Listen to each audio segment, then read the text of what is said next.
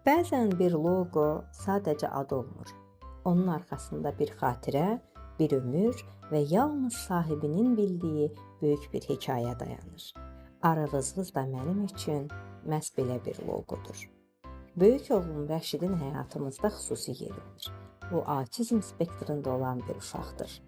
Onun ilk öyrəndiyi və səlis şəkildə oxuduğu mahnı məhz Arı Vızvız olub. O an bizim üçün sadəcə bir mahnı deyildi. Rəşidin bacardığını, öyrəndiyini və öz dünyasından bizə bir addım daha yaxınlaşdığını göstərən çox dəyərli bir xatirə idi. Mərkəzimin adını seçərkən bu xatirəni yaşatmaq istədim. Beləcə Arı Vızvız adı yarandı.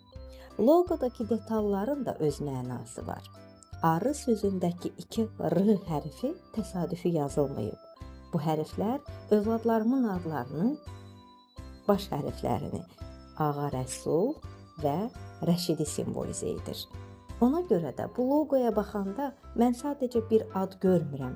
Mən oğlumun ilk uğrunu, anası olaraq yaddaşımda əbədi qalan o gözəl anı və övladlarımın həyatımda tutduğu xüsusi yeri görürəm.